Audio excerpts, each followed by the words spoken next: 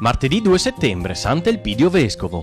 È il 245esimo giorno dall'inizio dell'anno e mancano 120 alla fine. Il sole sorge alle 6:33, tramonta alle 19:47. La luna si leva alle 14:21, tramonta alle 23:58.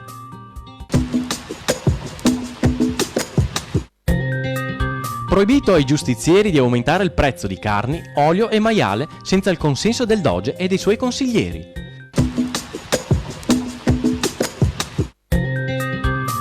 Vi aspettiamo dal 29 agosto all'8 settembre alla Festa dell'Agricoltura di Milano.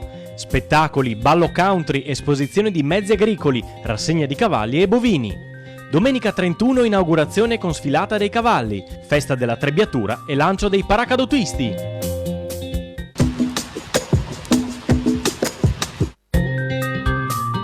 Vi aspettiamo a Montebelluna dal 4 al 14 settembre per la 25esima edizione del Palio del Vecchio Mercato presso il Parco Manin. Dalle 19:30 stand enogastronomico, ogni sera una specialità diversa, e dalle 20:30 serate, concerti e cabaret per tutti.